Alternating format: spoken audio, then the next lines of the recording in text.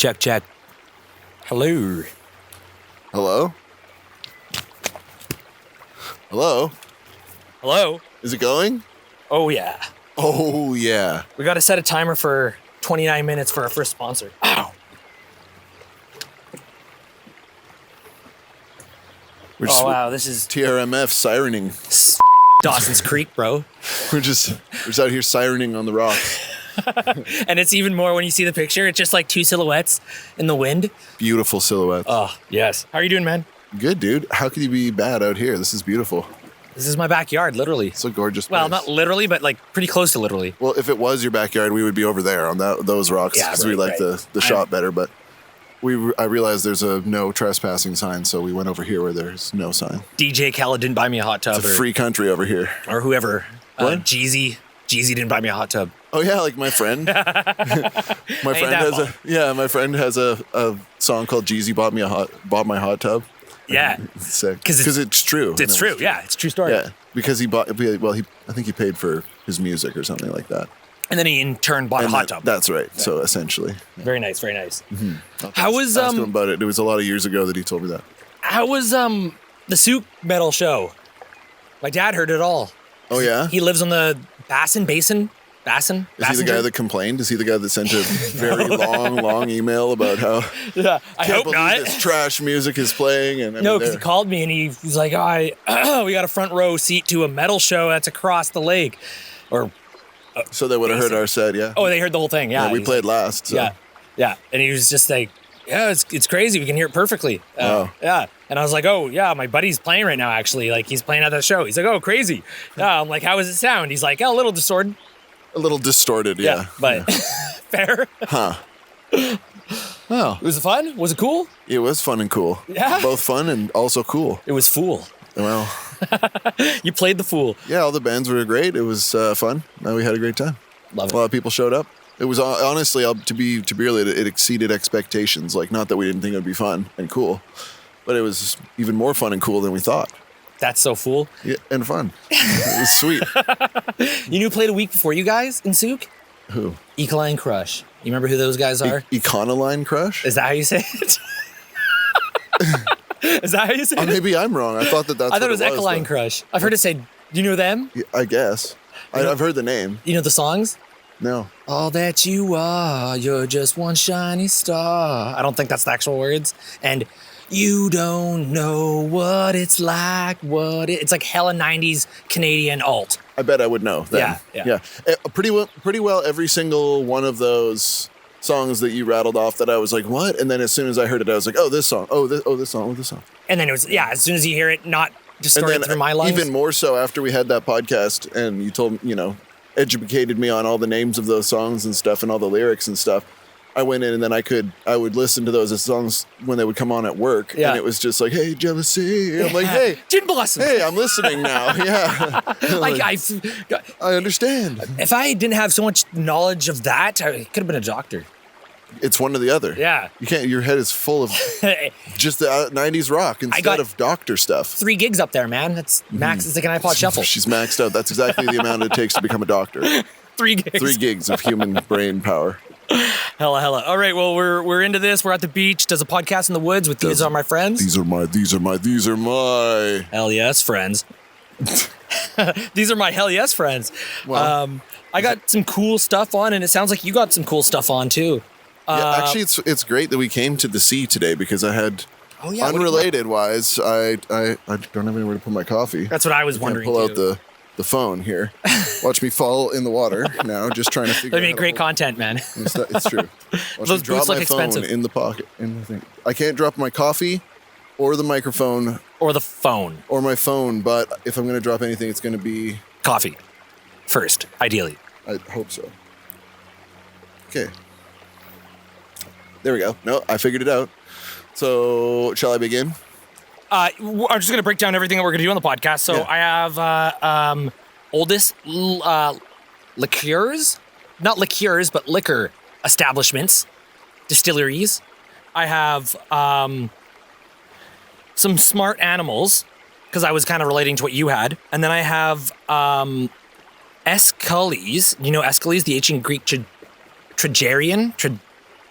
Tragedian? Oh, someone who writes tragedies? Is Yeah, that what it is? Aeschylus. Have you heard of Aeschylus, the Greek guy? I don't think so. He's pretty well known. And then the torso murderers. Well, he's pretty well known. Most people know him, but anyway. Most Whatever. intelligent people know him. Yeah. Anyway. Yeah. And then the torso murderers.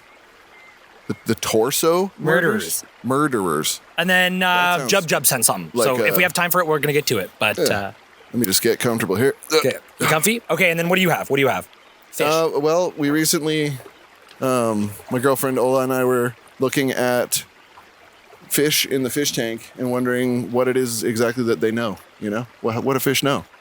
And so we're busy, and so we didn't look it up right away. We had it on a list of things to do. It was a to-do list that we had. It was, what do fish know was on the to-do list for a long time. So finally we're driving up to Jordan River, and cool.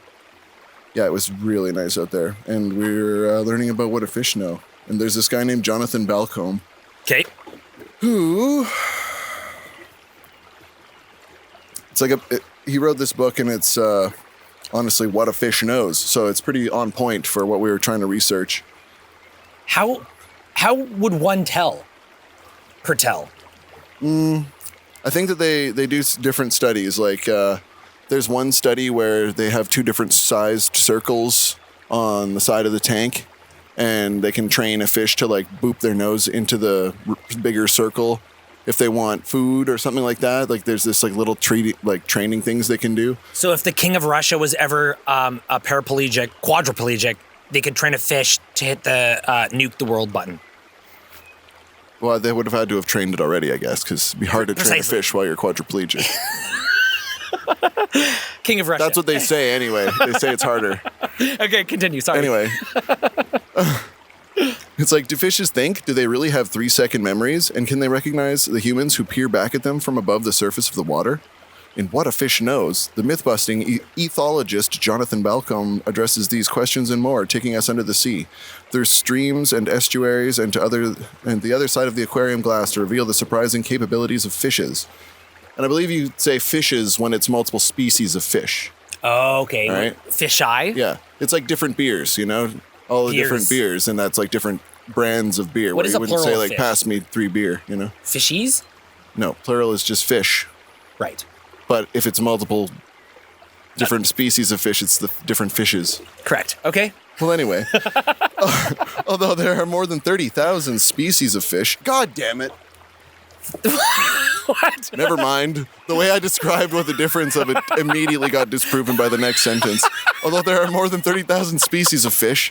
So when do they say fishes? I don't know. Oh, man. Fuck. Stupid English. More than all mammals, birds, reptiles, and amphibians combined. That's a lot. That's how many different species of fish there are. Way more than all the mammals, birds, reptiles, and amphibians combined. Holy shit. Mammals? More than everything. All of those groups combined. Insects was on that? No, fish. Okay, so there are... Let me try this one again. Although there are more than 30,000 species of fish, more than all mammals, birds, reptiles, and amphibians combined. Crazy. Right? We rarely consider how individual fishes think, feel, and behave. Balcombe upends our assumptions about fishes, portraying them not only as unfeeling, dead-eyed feeding machines, but as sentient, aware, social, and even Machiavellian. In other words, much like us. What a Fish Knows draws on the latest science to present a fresh look at these remarkable creatures in all their breathtaking diversity and beauty. Fishes conduct elaborate courtship rituals and develop lifelong bonds with shoalmates. Haha, shoalmates. They also plan, hunt cooperatively, use tools, curry favor, deceive one another, and punish wrongdoers. We may imagine that fishes lead simple, fleeting lives, a mode of existence that boils down to a place on the food chain, rote spawning, and lots of aimless swimming, but... as Balcombe demonstrates, the truth is far richer and more complex, worthy of the grandest social novel.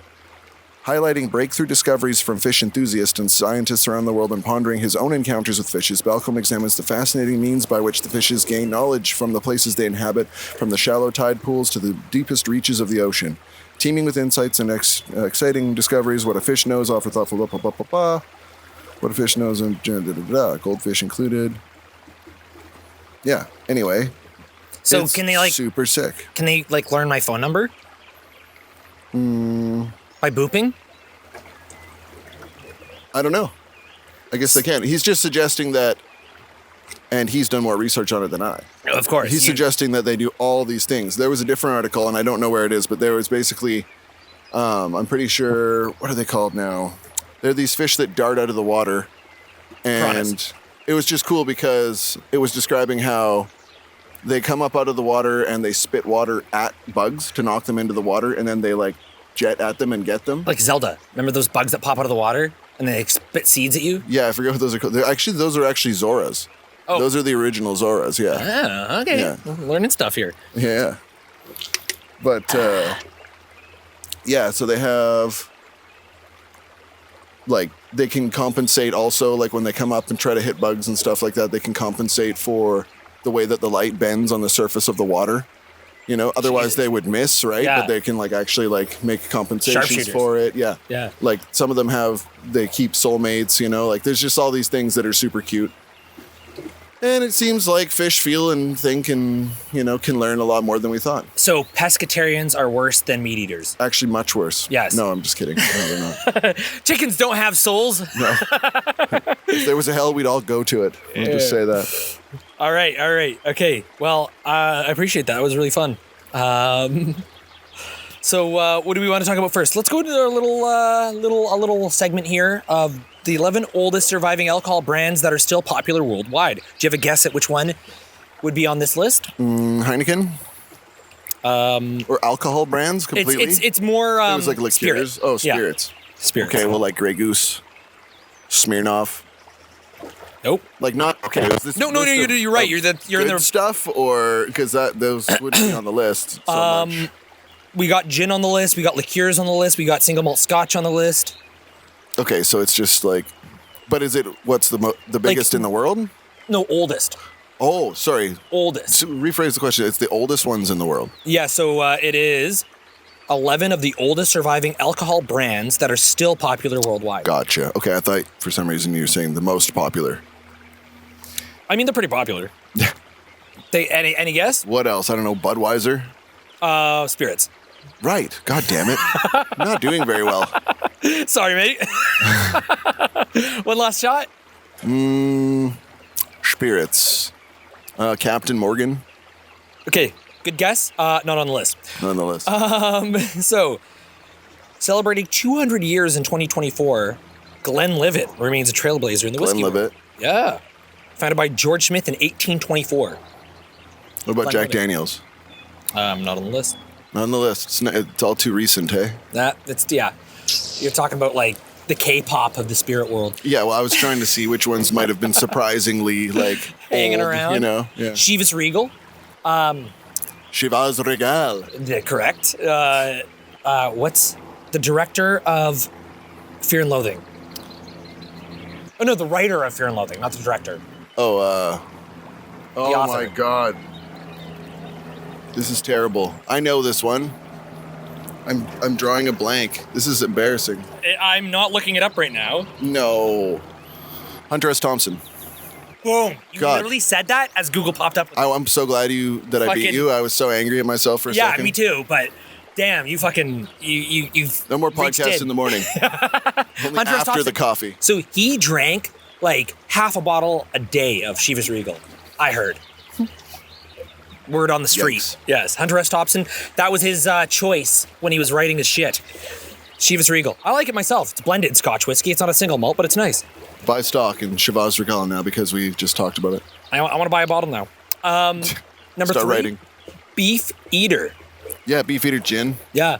Yeah, I was trying to think of a gin brand that would be, and so yeah, obviously Beefeater, old school. Isn't Beef Eater like a guy? Yeah, it's like a London Guard. They call Yeah. them Beefeaters. Those like guys that are on the front of the Beefeater gin. Yes. Yeah, dressed in the red or whatever. Yeah. It's a Beef Eater. 1863. Okay. Follows James Burroughs' original recipe known for its steeping process with 9 botanicals. Beef Eater offers a robust juniper-forward flavor. Not sponsored. Thank you, Beefeater. The Macallan. So McClellan McClellan. or McCallan? No, Macallan. Macallan. Not McClellan's. Okay. McClellan, that's the cheap shit. Yeah, that's what I thought. Yeah. No, Macallan, that's the good shit. That's the one that you accidentally say when you're slurring. Yeah, McClellan. Yeah. 2024, it celebrated 200 years? 1824. Yeah. Is that 200 years? Math? No. Yes. 1924. Yes, it is correct. This one didn't spoon feed it to me. Alexander Reid in Speyside, Scotland, known for its unparalleled quality and craftsmanship. Wow, this does read like an ad. Unmatched quality and craftsmanship. All propaganda. Oh, number 5, good shit. Jameson, 1891. All right. Shout out to the Irish. Yep. Glenmorangie, 180 years. Again, I think Irish, isn't it? Or no, that's Scottish. No, that's Scottish. Bushmills, though. Glenmorangie is delicious. Holy That's like fuck. orangey, kind of. Yeah, it tastes like Tang Scotch. Sunny D Scotch. That's what I call it. I don't think Sunny D or Tang tastes like orange. That's how It tastes like whatever that is. Yeah. My nutrients are low, so that's what orange tastes like to me. Bushmills, 1608. Wow. Old school. I know. Mount Gay, 1608? 1608. That's old school. It's not the oldest on the list. Mount Gay, 1703. Slightly newer. Mount Gay would have had to have been older. Plymouth, which I have, but I didn't realize it was that old, 1793. With the original recipe left unchanged, the history, heritage, and rawness of the brand remains untouched, as it is still being made in the same Victorian copper pot in the Blackfriar Distillery in Plymouth. With a blend of hand-selected botanicals and soft Dartmoor water, the gin is made and comes out with a complex flavor profile, with a bit of added sweetness and sometimes contains a bit of cardamom and coriander. Wow. That's old school. The same copper still. Yeah, which that's pretty cool. Huh. Plymouth gin. Johnny Walker, 1820. Johnny Walker. It got famous in 1934, but they started doing it in 1820. And then this is the crazy one.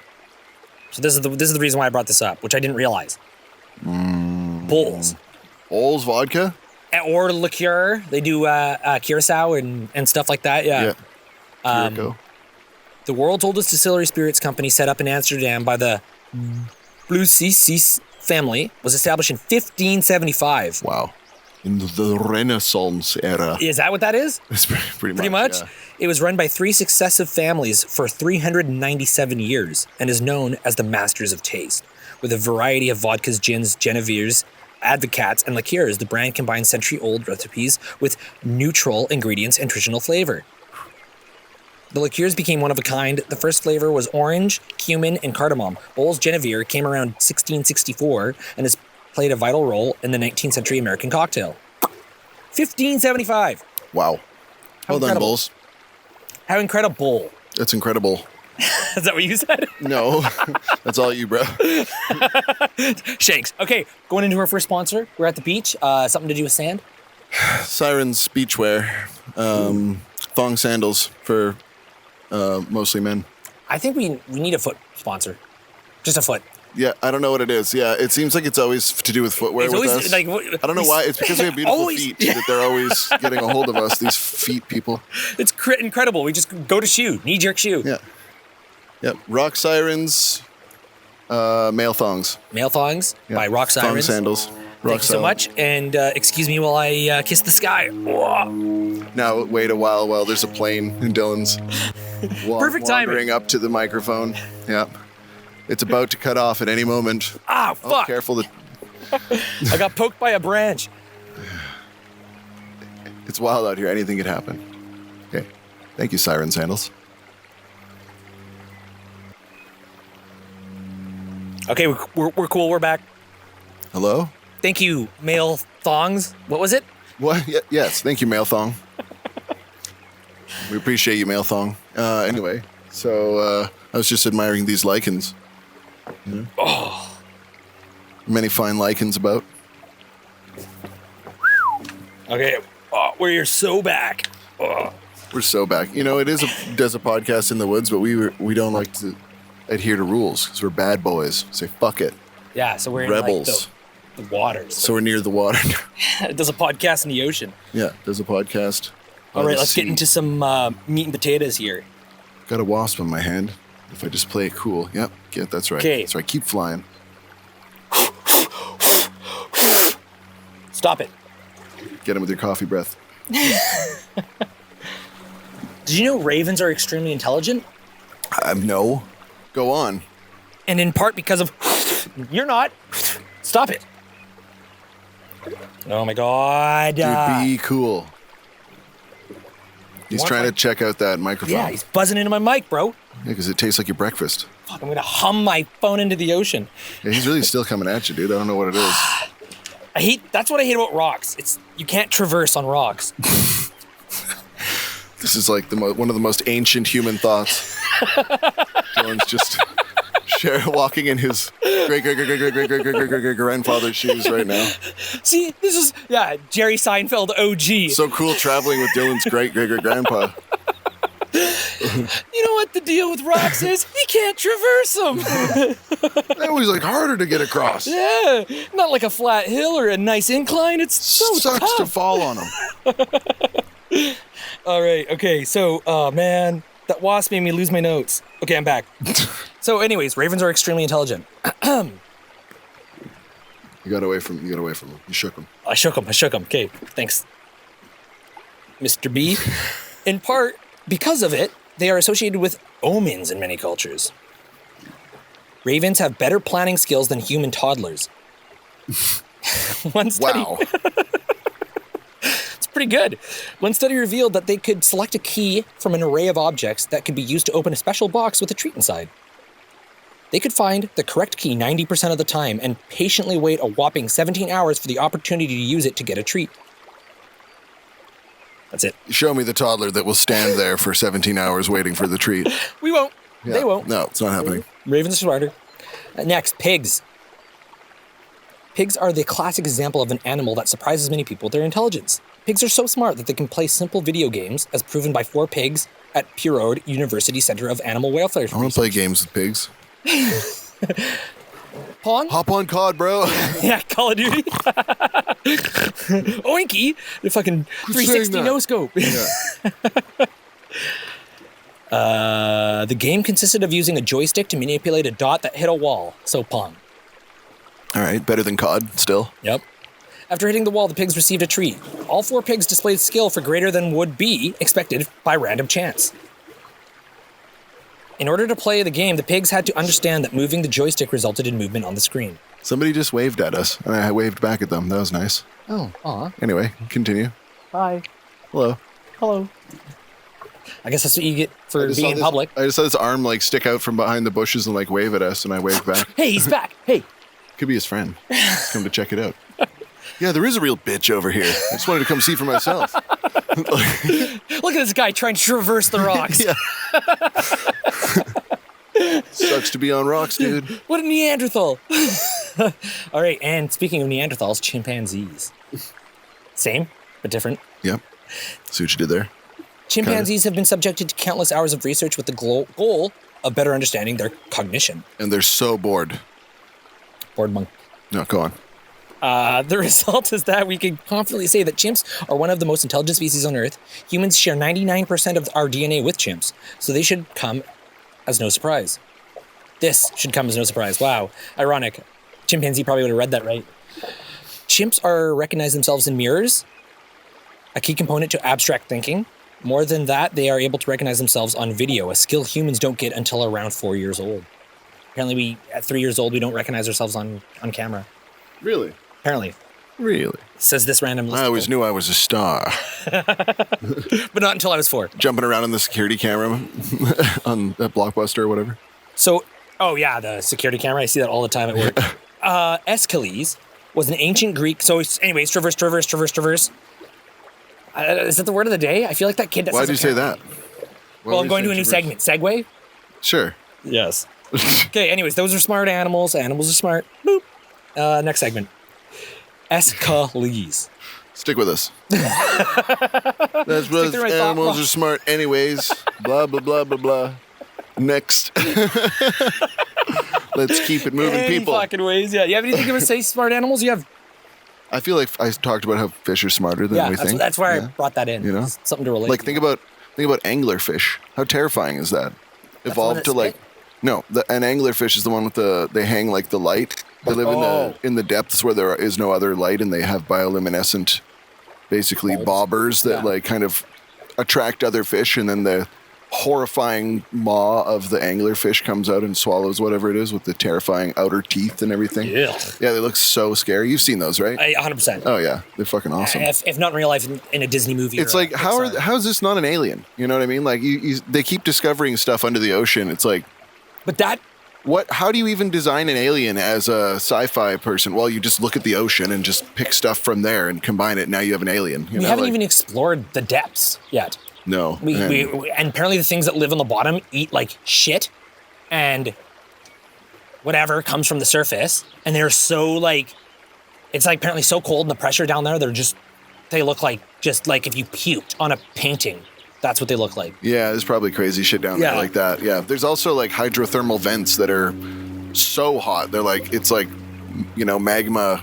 In the depths? Volcanoes basically like pouring heat, like boiling water out. Yeah, in the deep depths is like these hydrothermal vents that certain stuff lives around only. And it's like super heated water. And if they move out? They can survive insane temperatures, like these little krill and stuff like that.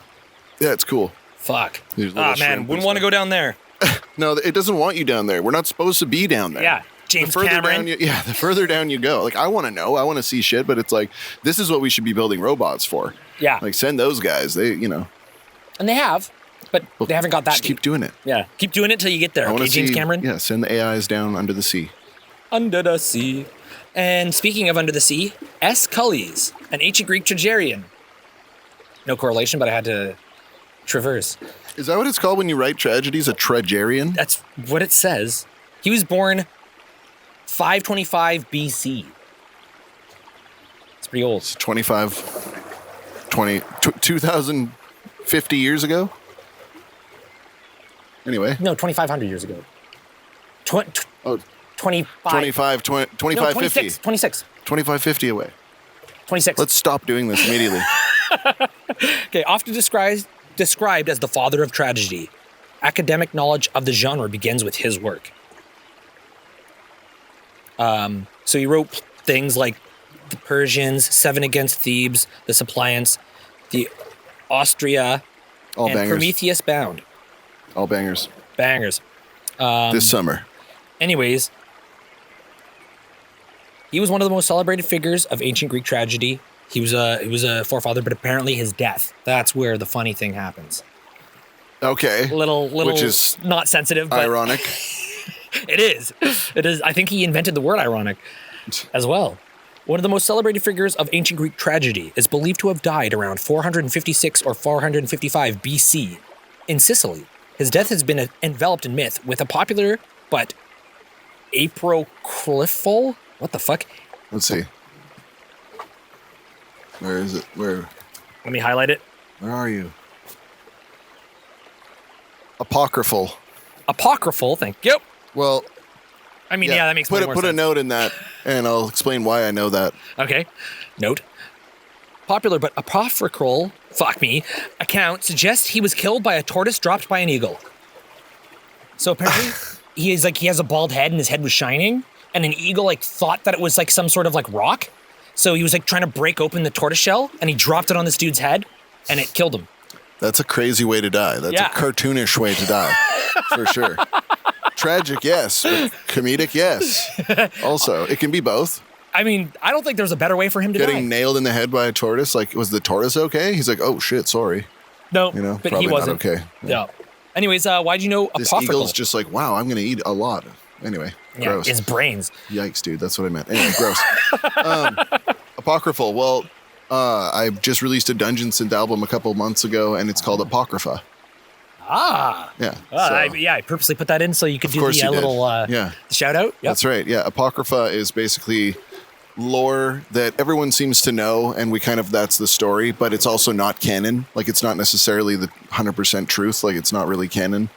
So it's for instance, the best way to describe it, I'd say, is if you found out something, say, about Elden Ring or Dark Souls or something like that, the mysterious lore about that stuff. But say you went into the hacked into the game files and looked at the code and then found a bunch of stuff in there that they didn't actually put in the real game. They didn't mean for anybody to actually see that, but it is in the game. Yeah, it's in the coding. In the coding, right? Yeah. So it's not necessarily true. It's Apocrypha.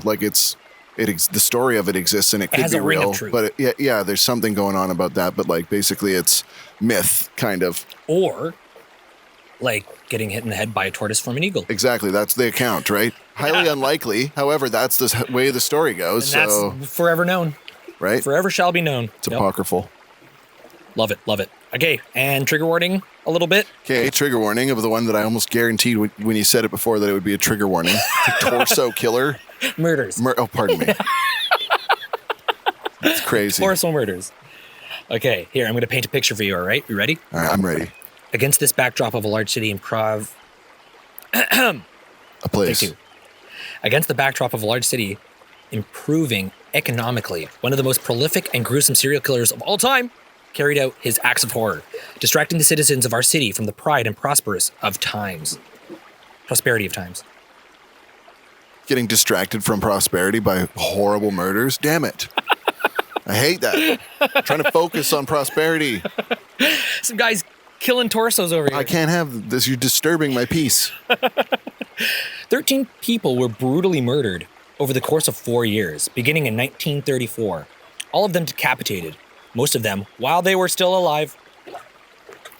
Why do we know that? That's quite horrible. Yeah, did they have first-hand accounts? I'm still alive and he's decapitating me. No, that's not sensitive. Said a note, scrawled hastily. Anyway. Yeah, he just writes quickly. I was still alive when he did this. Then the murders ended as abruptly as they began. Although safety director Elliot Ness claimed to have solved the crimes, no one suspected was officially identified, and no one was brought to trial. Do you know who Elliot Ness was? No. Have you ever seen the movie The Untouchables? No. Okay, well, it's a sick movie. The And Untouchables? The Untouchables, yeah. It's about, like, prohibition.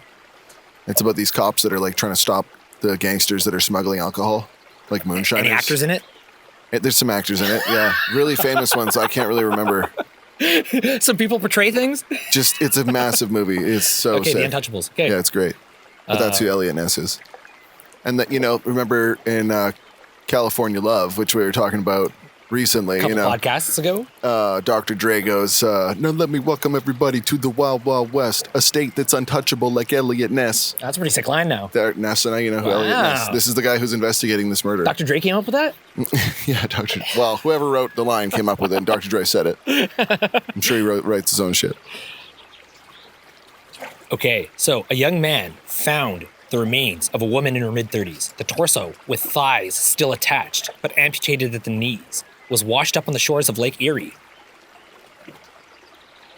Cuyahoga County coroner A.J. Pierce noted that a chemical preservative on the skin, which had turned it red, tough, and leathery. Ew. Yeah. What the fuck? The subsequent search yielded just a few other body parts, but her head was never found. The woman was never identified, as soon referred to as the Lady of the Lake. Oh. That's a nicer name than the lady with no head. Yeah. It wasn't until 2 years later that this find was included in the official killing total and thus became known as victim number 0. Huh? Wouldn't it be number 1? Maybe. I don't know. It'd Maybe be there's another a year. reason. Yeah, I guess so. It would be another year before the case began officially, and then it would be in another part of city, the now infamous Kingsbury Run. Have you heard of Kingsbury Run? Nope. I felt like it's in Boston, but this could be in the UK. No. Elliot Ness was in the States. Okay, so Boston? Pretty sure that. Where did they say they were? Kingsbury Run. Okay. Oh, Lake Erie. Yeah. Correct. Okay, September 1935, 2 teenage boys discovered the decapitated, emasculated corpse of a white male at the base of Jackass Hill, Yeesh. where East 49th Street dead ends into Kingsbury Run. The body naked, save from a pair of socks. Naked but saved by a pair of socks? No. Come on, dude. That's Naked to save for a pair of socks. that's crazy way to put that. No, naked to save for a pair of socks. Yeah. It's like except for. Oh, so do you is- think a British person wrote this? I don't think so. I think somebody who knows how to write wrote this. Oh, fuck, man. That just sounded funny to me. It's naked save for a pair of socks. It's a way of saying that. Okay. Good Lord. Was clean and drained of blood, with rope burns around both wrists. Coroner Pierce determined the cause of death had been decapitation. Fingerprints identified the victim as Edward Andrassy, a 28-year-old white male who frequented the Roaring Third. Hey, don't know a tiny what that is. crab. Anyway, come on. There's a crab? Yeah, a little tiny crab crawling around. Show yourself. He's in this little crack right here. Oh, hi. See him? Cool. Your bee friend is back too. It's not my friend. While searching the crime scene, police discovered a second body nearby, also decapitated and emasculated. It appeared to be covered with the same chemical preservatives as the lady of the lake. That's quite fucked up. The body apparently had been dead for at least a couple weeks. The 40-year-old white male was never identified. I guess it's hard to identify somebody without a head. Or hands. No fingerprints. Yeah, this person knew what he was doing. Ugh. A woman discovered parts of a woman's body neatly wrapped in newspaper and packed in 2 half-bushel baskets. The baskets were left alongside the Hart Manufacturing Building on Central Avenue. The rest of the remains, except the head, were recovered about 10 days later in a nearby vacant lot on Orange Avenue. As the victims number 1 and number 2, the cause of death had been decapitation. In this case, however, the killer waited for rigor mortis to set in before disarticulating the rest of the body. Disarticulating? I'm going to assume that it's just taking all the limbs off. Jesus. Cleveland police used fingerprints to identify victim number 3 as Florence Polilio, a waitress and barmaid, who at the time of her death resided at East 32nd Street in Carnegie. Why are they giving me like addresses to these people's right on the edge of the Roaring Third? If you lived in that city, it might be kind of crazy to know where. That somebody got like... Yeah, to us it's like whatever, but... She was slanging highballs at noon and... Just, I don't know, in case you know the area and you'd be like, whoa, you know? Yeah, I guess. True. June 1936. Early one morning in Kingsbury Run, 2 young boys discovered the head of a white male wrapped in a pair of trousers. Ugh. Yeah. Ugh. That'd be the most horrifying, traumatic moment for these poor kids. Look, some trousers with a basketball.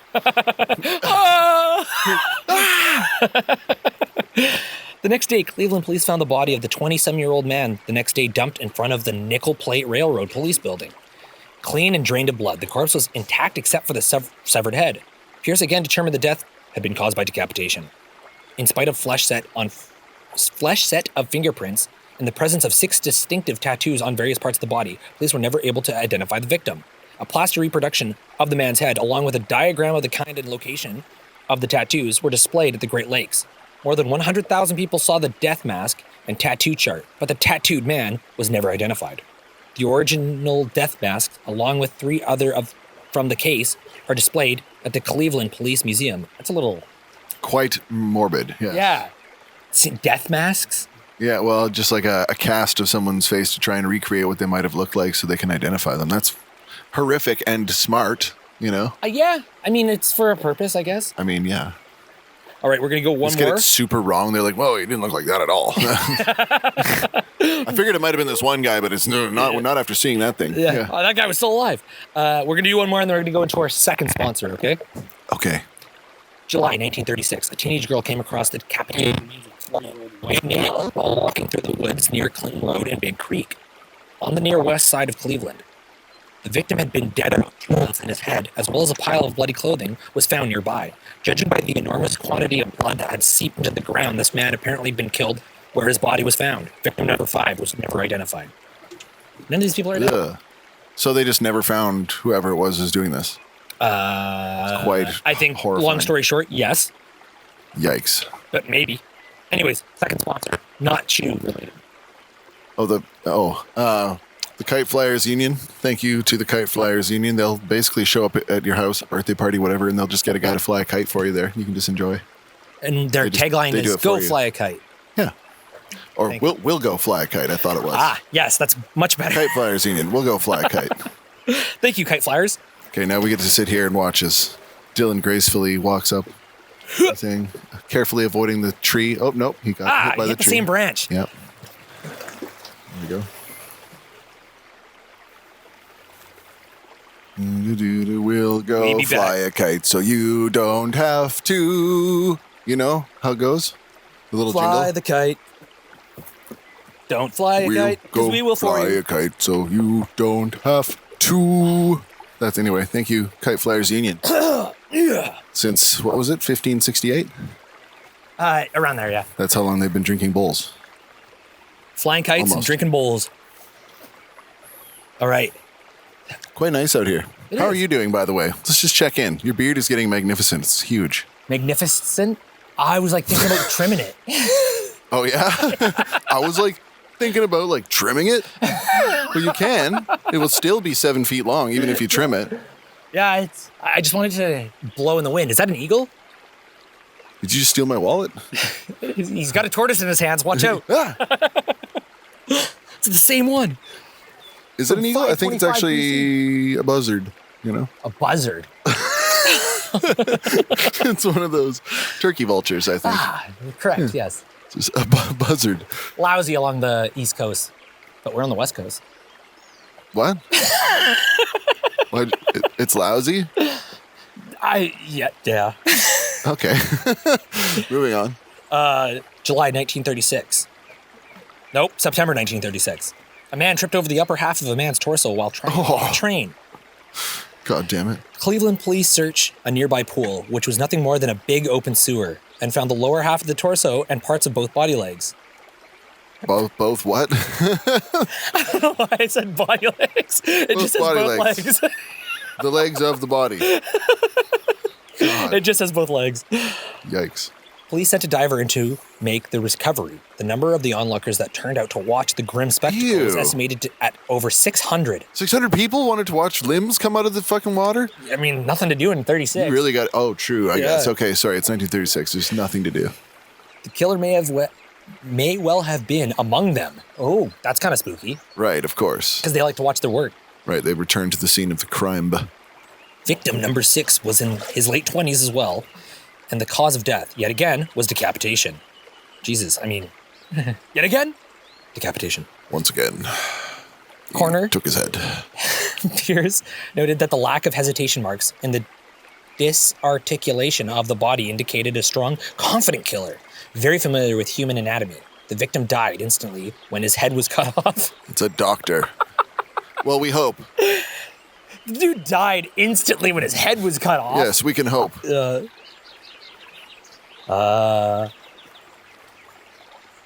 Giving in to mounting pressure from Mayor Harold Burton, recently appointed safety director Elliot Ness got more involved in the case. Coroner Pierce called for what the newspapers dubbed a torso clinic. That's kind of fucked. It's kind of cool. It's kind of fucked. It's what, a torso clinic? So they all got together to discuss torsos? I guess and, so. like, learn about them? A meeting of and police. The killer wasn't among them? Maybe it was Elliot Ness. Yeah, wait. A meeting of police, the coroner, and others experts to discuss information and to profile someone who would be responsible for the gruesome killings. So, August 16th, 1938. Okay, this is the last one because he did a lot, so I don't need to go through every single one. That's crazy. 3 scrap collectors foraging in a dump site at East 9th and Lakeside found the torso of a woman wrapped in a man's double-breasted blue blazer. Fuck, that was hard to say, but I said it perfectly. Yeah, I was gonna. But you did great. I was gonna say A+ on that crazy-ass sentence. Typically, I would fuck that up, but I nailed it. That's a wild sentence, but you did it. And then wrapped again in an old quilt. The legs and arms were discovered in a recently constructed makeshift box, wrapped in brown butcher paper and held together with rubber bands. Holy fuck. God, gross. The head had been similarly wrapped. Gerber noted that some of the parts looked as if they had been refrigerated. Yikes. While searching for more pieces, the police discovered the remains of a second body only yards away. These 2 bodies had been placed in a location that was in plain view from Elliot Ness's office window, almost as if taunting them. Yeah, he knows Elliot Ness is on the case, and he's trying to, like, flex on him, you know? And this is before security cameras and shit, so you could just walk up and drop bodies in front of the cop shop, and they'd be like, huh? Until someone goes out for donuts, they're not going to see it. So, put it like that. So in 1939, July, County Sheriff Martin O'Donnell arrested 52-year-old Bohemian bricklayer Frank Dolzala for the murder of Flo Pilio. I think I mentioned that one. Yeah. Dolzala had lived with her for a while, and subsequently, investigation revealed he had been acquainted with Edward Andrassy and Rose Wallace, so other victims. Mm-hmm. His confession, in quotations, turned out to be a bewildering blend of incoherent ramblings and neat, precise details, almost as if he had been coached. Before he could go to trial, Dolzal, the bricklayer, was found dead in his cell. The 5'8" Dolzal had hanged himself from a hook only 5 feet 7 inches off the floor. Man, that would have been a fucking weird way to go. You're 5... Wait. So what if somebody, was extorting him and saying, like, if you don't tell this story to the cops, I'm going to kill your wife or whoever it is, like over on the side. And he might have been like... He's rambling and trying to, like, sound and not tell, but also, like, he's been coached, right? Yeah. Like, that's terrifying. What a fucked up thing. And typically that, I've heard of a case of that happening, and it was like, what's the politically correct word for the R word? Slow? What? Not too tarted, but... Oh, I don't know. Slow? Okay, sure. I've seen cases... low IQ. There we go. I've seen cases of people with low IQ being forced by cops to commit to crimes that they haven't committed. Right, just because the cop wants a confession so bad and this person is mentally not able to defend themselves, even though they didn't do the thing. So 13 people has been decapitated in the same city and nobody's been able to identify anybody as a suspect. Right. They need somebody to blame it on. Yeah, but then, you know what? Wouldn't you then think as a cop, like, okay, but if I'm wrong, somebody else is just going to die right away and I'm going to look real bad. And we're going to have to let this guy go. You know what I mean? Like, I guess there's that spin on it. Yeah. Like, you really want to put away an innocent person when you still know the killer's at large? Or they announce it publicly multiple occasions, and then the killer's like, this is a perfect time to stop. That guy's going down for my crimes. I can stop. I don't think they're able to stop. I think once you're at that level and you're so creepy like that guy, he's like doing crazy chemicals to their skin and draining their blood and all this shit. This dude is a killer. He's got to be stopped. Like, bloodlust. He's going to keep doing it. Yeah.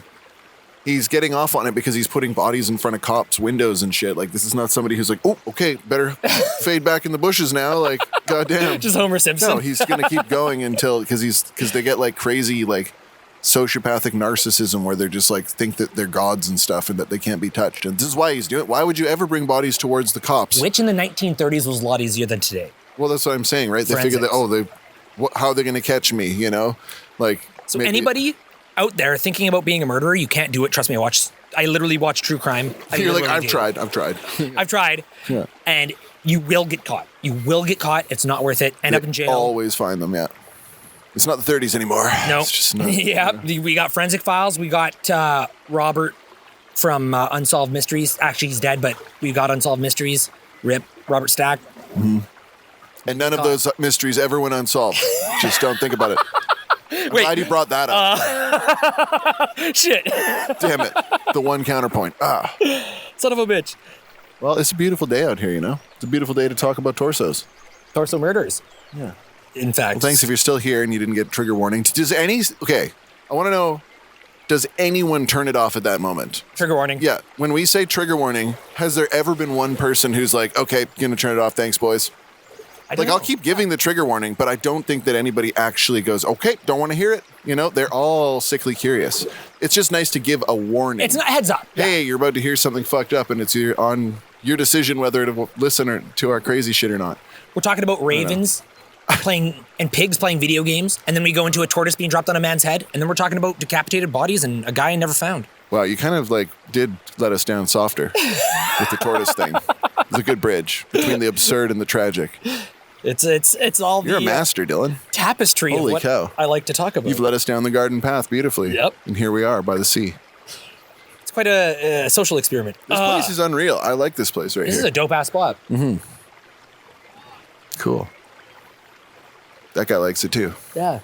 I think We're going to get people trimming, and they're putting up a fence so that we can never come back here. Cage these men right in. Here? Yeah. This is where it's going. Okay, so to wrap this all up, who was the torso murderer? While the case is officially unsolved, many believe the identity of the torso murderer of the Kingsbury Run had been known since the 1930s. Mysterious Dr. X. That was his official name. It was him? It was Mysterious all along? Dr. X. I don't believe it. Mysterious Dr. X was investigated by the police and interrogated by Elliot Ness, but no physical evidence was found linking him to the crimes. Most likely, Dr. X was Francis E. Sweeney, an intelligent, skilled, and very troubled surgeon who lived near Kingsbury Run. Dr. Sweeney had the surgical know-how and as well as access to facilities ideally suited for dismembering bodies. Despite a week-long interrogation by Elliot Ness and other high-level investigators, Sweeney never confessed. However, immediately after Sweeney committed himself to a sanatorium, the murders stopped. So was it him? No. The killer decided that would be a good time to stop. It was a good time to call it. Yeah. Love it. Well, good thing that he committed himself. He's like, you know what? I think I have a problem. It only took him 13 tries. Wow. That we know. That we know, yes. He's like, the cops only found 13 of my bodies. I'm a failure. I had like 60 laying around and they didn't see any of them. Ew, preserving them and shit. Like, what the fuck is he doing? What a psycho. I don't want to know. Doctor. There's some real crazy motherfuckers out there, Dylan, and you're always showing them to me. Yeah, you gotta hold a mirror. I don't really to the world. like. Yeah, I guess. I like this. Look, This is you. you're a psycho. But we're in a nice little cove in Victoria. Yeah, Any decapitators out there, don't come here. that's right. Stay away. Don't tell them where we are. Yeah. Shit. I mean, we're in Victoria. So many Australia. decapitators listen to our shit, dude. Fucking decapitators. Okay, and here's a little fun entry we're throwing in at the end here from Jub Jub. Okay. Maybe a little bit of a trigger warning, but not that bad. Okay. 21 really dark and tragic wiki pages about missing people. It's not that bad though. It literally says I believe you. I don't think you're just doing this. It says really like But it's really not that bad. times, yeah. It's okay. The disappearance of Lauren Ron. In April 1980, a 14-year-old girl seemingly left her apartment in the company of someone she knew while her friend was sleeping in her bed. It seems that someone went to the trouble of nearly unscrewing all the light bulbs in the building so it would remain dark, suggesting some sinister intentions. In the years after Lauren's disappearance, her mother got calls billed to her number from Southern California, where she had no friends or relatives. Some of those calls were child assistance hotlines. Another was traced to a motel known to be used for making what we call CSAM. Now call CSAM? What? Justice.gov says, child S-word abuse material. Okay. Okay. She's still missing. That's horrifying. What a bad story. Thanks, Jub Jub. Why do we want to hear about this? That's it. There's terrible stuff in the world. Here's some of it. The disappearance of Asha Degree. She was 9 years old, and on February 14th, 2000, what are we doing here? she left her family home in the middle of the night. One person saw her and turned their car around to see if she was okay, and she ran away from them into a wooded area. I really wondered what happened that night. She would be 35 if she was still alive. Dude, what, Jub Jub? Why? Do you want us to read this? What a nice note to end on. That's Like, literally just people that are left as children and never came back. That's fucked. so. All right, one more. I just watched that movie Weapons recently. Oh, If you super don't, sick? it's very sick, but it's also like it's well written and it's cool and stuff, but it's very like unpleasant in parts to watch just because there's like kids involved, you know. Is It's it like gruesome? Yeah, it's really gruesome in different parts, but I don't know. It's really well done. It's a good movie. It's just like it's sad also. Jub just watched that 2 days ago. Yeah, and Jub Jub's a psycho. Yeah, Wants Jub us to Jub. read off these horrible like missing children reports. What the fuck? And then before we wrap it up, the disappearance of Virginia Carpenter. This was a 1948 American missing persons case in Texas. Virginia vanished on June 1st, 1948 after arriving in Denton to attend Texas State College for Women, now Texas Women's University. She was last seen by a taxi driver at 9:30 p.m., and despite numerous reported sightings over the years, none have been confirmed. The case remains unsolved, and various theories included abduction, murder. Wow, so a girl went missing in college. Jub Jub, you're gonna have to come on the podcast and explain yourself. You're like, oh, this will be great. I'll get these guys to read these terrible tragedies that have no upside to them at all. No story. Okay, this is the last one. Sorry, You're still going. It's okay, because this one, almost certainly it's going to come around. It's going to bring it right around. It's going to make everything make sense. The disappearance of Johnny Goschk. He disappeared during his morning paper route in 1982. That's a dude who gives a shit. And then, his mother claimed that he visited her with an unidentified man 15 years later. Where is he? And then it just was a boy on a milk carton. Wait, what? So his mother thought that he I don't know. came back? His mother claimed he visited her with an unidentified man 15 years later. Where is he? What the fuck? That's it. This is horrific, dude. There's nothing Okay, that's about it. funny That's about enough or of that. cool or good about this. It's just like Like I may have said this before, but I like grew up like playing with Michael Dunahee. Like, and my parents played baseball with his parents, and I used to hang out on the side while they played baseball. And that's like, still unidentified to this day. Yeah, still he's never was found. So, man, deathbed confessions. like his mom was on Oprah. Like that's how famous of a missing case this kid is. Oh yeah, like it's crazy. I drove around with the posters on my parents' cars like for years, like keep the hope alive and all that shit. It's terrible. A guy I worked with who's like probably in his 60s remembers when the parents were going door to door. Yeah, Crystal and yeah. Oh god damn, that's sad. I mean, you never think it happens in your hometown, and it does. Yeah, it's just terrible. Like, but anyway, there's no upside to that. I'm sorry to end on a dark note if we're ending soon. You know, it's nothing really to bring it up. Couple minutes. Yeah, you got anything to bring it up? No, I don't. Well, I'm the downbringer. Watch some you're the downbringer, bro. Your middle name's Upbeat. I went to the. No, it isn't. Yo, shut up. You know my middle name. No, I went to the Renaissance Fair. That was pretty sick. Was there jousting? I wish, but there was fighting. There were like just two guys fighting outside because they were drunk. Somebody just got angry at each other. Somebody stepped on the other guy's like tail or something and punched him out. Somebody looked under somebody's big dress. It's my wife. Somebody's big dress. Was there turkey legs? Starest not at her bosoms. Fiend, I bite my thumb at thee. Aback, knave. Anyway, that's what people were saying, that kind of stuff.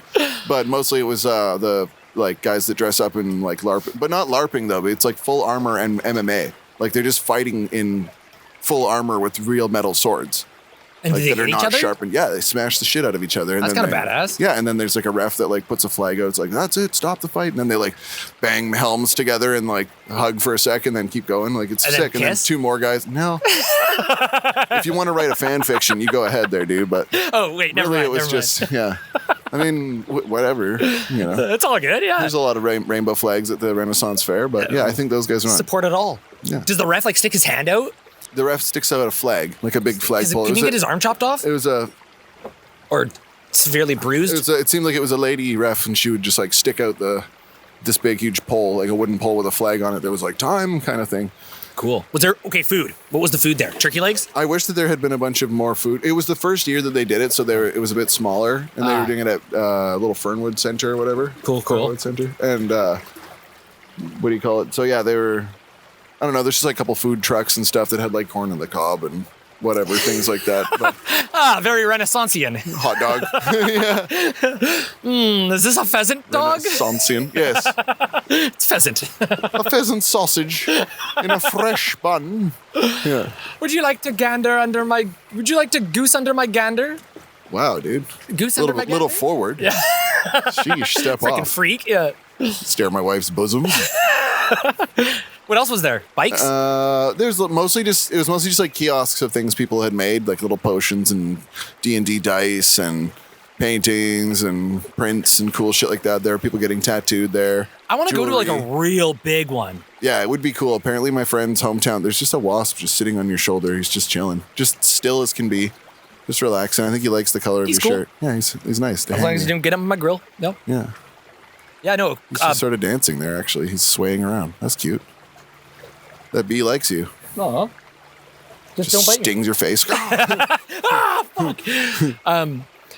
No, yeah, cool big Renaissance fair with like turkey legs. Yeah, my friend was saying that in his town, there's one that I think he said he works at it part-time or something, but it's like has like a whole city built, like a whole like little town is like built with structures and stuff, like with buildings and everything like for it. So it's like ye old Disneyland? Full on Renaissance fair. Yeah, it'd be so cool. It would be sick, yeah. Yeah. Oh, he just peaced out. He was just chilling on you for quite a while there. Yeah, it's dope. You're a beautiful flower, Dylan. Thank you, bees. Finally acknowledging my existence.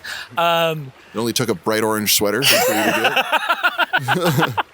Finally! Notice me! I am your king! Wow. Anyway, so... that was fun. And I went to a couple plays recently. I've been a man of culture lately. Very cool. Sobriety? What's that? Sobriety you wanted to talk about? Did I? You said something about sobriety. I didn't say anything about sobriety. Oh. I've been not really drinking much either. I remember you said something sobriety. When? When you texted me. Oh, when I texted you, didn't say anything about sobriety. I was saying that life feels a bit longer when you fit a whole bunch of different stuff into one day. I swear you said something about sobriety. Anyways, never mind. No, never mind. He's a crippling I'm alcoholic. gonna go through our fucking texts in a minute. He drinks Jack Daniels. I think you have a problem, Dylan. No, I thought you were going to tell us about the enlightened No, sobriety. I'm not going to be that guy. Yeah, no, nothing wrong with it. Yeah, I once went sober for Do 3 your months. thing. It was fine. No, I'm like California sober, you know? Like I don't really drink, but I definitely Ganja. partake of the ganj every day. Yeah. What else was I going to say? Oh, no, I was going to say I went to, like, this is along the same lines of what I texted you about. It was just like funny how the more stuff you do, like the more diverse things you do, say you go to a beach, then you go to a play, like I've been doing lately, all this different kind of stuff, different settings, different everything. Like right now, instead of just doing a podcast, we're here on the beach doing a podcast. Yeah. Just like switch it up in small ways, you know, like your food or whatever it is, just switching things up in slight ways can make you feel like you're living more life almost. Breaking repetition. And like just like, I don't know, in the olden days, I feel like I would have held myself to like one thing in the day. Like if I had gone to that Renaissance fair, I probably would have been just trying to go home and chill afterwards and not really do it. But then instead afterwards, we just had other plans. So we went driving out to Jordan River and saw like the craziest beach, beautiful fog bank and like cool like, waves and holy everything. Shit. And then we came back and like we ended up watching a movie and stuff when we got home. It was like, holy, this was a packed day. Yeah. And the day before we had gone downtown with our friends who were visiting and it was my sister's birthday. So we saw that crazy movie, the Weapons movie, and like did, you know, had a tacos dinner or whatever afterwards and chill. And it just felt like the last like 2 days were so full of stuff that it felt like 4 days. A month. Yeah. Yeah, it felt like 4 days. Yeah. And so it's just like I'm not saying you should always be doing this, but it's like nice to remember to break the habit of just the routine, because routine can be comfortable, but I feel like your life gets extended and filled up by doing more stuff. I guess it depends on who it is. That's why I appreciate my other job with the radio station, because 9 to 5, government liquor store, you know, repetition. But then Virgin's always taking me to different places. And it's like getting me out to events, which I never would have went to. Yeah, you never would have gone to those I went things. to Soberfest 2 weeks ago and Snack the Ripper was there and he's like, yo, I've been sober for 7 years. And he was like rapping to his kids. You're like, I'm hammered right now, dude. I didn't understand what it was. Yeah. I had some friends that went to that and were like super stoned and they were like, oh, we didn't realize whoops. Like they're like trying to pretend like they're not stoned at Soberfest. I'm sure there's quite a few people there smoking We saw weed. some people that were obviously not sober, but I mean, it's a good event. I initially didn't know what it was, and Yukon Blonde was there, and Yukon Blonde's dope. I like Huge, them. Yeah. And Serena Ryder. And it was a Snack fun the event. Ripper of all things, yeah. Yeah, and He's a nice guy. So you talked to him? No. He was on stage and left. I filmed him for a little bit, but he bounced and he had some guy at his booth. He was like, "Oh, you could come say hi to me after if you want." And I had to literally hold down my booth because it was so windy. Right. That if I left, like I had 5 sandbags on it, and it was blowing away. And literally, the tent beside us blew up backwards. It was massive, like 10-foot tent, and it went into like 3 people into the crowd. It was Sick. fucked. Yeah. Awesome. So I had to. I literally, if I didn't run away to get some shots, I was just literally being a human sandbag. But anyways, it was a fun event. I've often heard you referred to as a human sandbag. Human sandbag. Yep. Yeah. Yep. Dylan, the human sandbag, Dillionaire. That's what I do at the radio station. I'm a human sandbag. Yeah, somebody was asking me today. I was like, what does he do at the radio station? And I was like, he's a human sandbag. Human sandbag. Yeah. There you go. That's what I was saying. That's for you. Yeah, I've been trying to learn little bits of Polish, trying to, you know, always looking at different artists and stuff. I've been learning about a lot of different painters and stuff. What else? Been trying to like, it's cool because like Ola and I both will just, like if we don't know about something, I'll realize it. Oh, I don't know, you know, where the etymology of the word strawberry came from. I'm like, why do they call it a strawberry?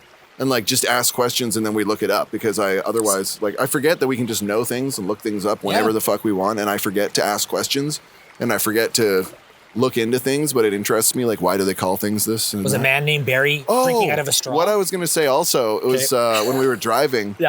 No, a man named Barry wasn't drinking out of a straw. It's to do with like the little runners, like the little vines that go between them. They apparently are kind of straw-like. That's to do with why they're called that. I don't know. Okay. But what was I saying? Oh, you're driving? Talking to when you and I were driving looking for the spot, we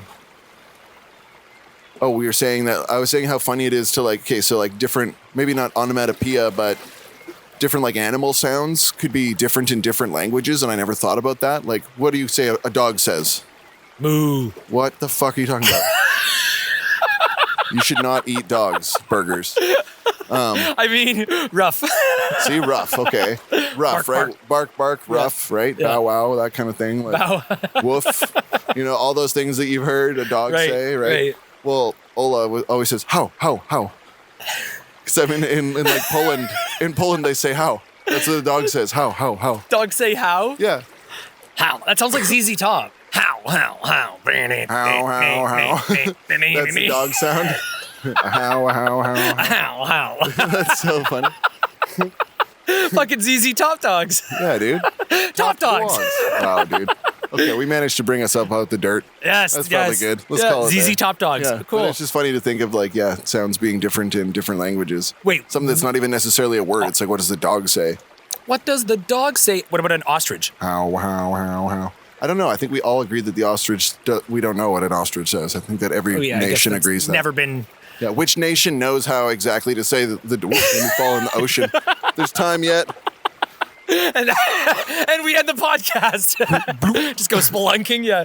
Spelunking? Yeah. It sounds like falling in water should be making like a spelunk sound, but spelunking is it's just cave like, diving? Or wow, cave tripping? You knew. Yeah, cave tripping. Yeah. All right, everybody, be safe while you're cave tripping.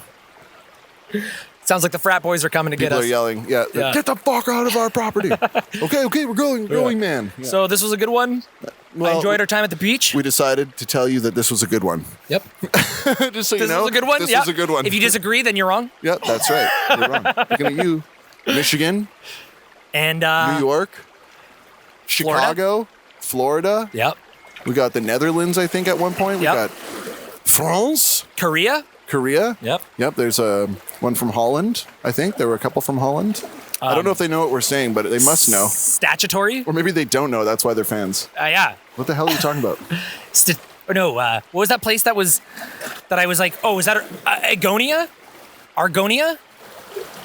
Agonia? I don't know. Maybe you'll have to look it up. Yeah, well, point to it on the globe. Sure. Somewhere in the statutory area. The statutory area. I don't know about that. I don't know if that's quite a geography term. Sounds like the waves are coming in, so I better. They're actually it's actually time for us to go. Yeah. The tide is coming in. You hear that? And so it's almost at our boots. So it's going to knock your coffee cup soon. It was a very fun episode. These are my friends. These are my mermaids. We're just mermaiding today, bro. Okay, now that would be a good place to end it, except we have to hobble up we still the have hill. to make the traverse over these hang on. rocks. I'll do the thing again in a second.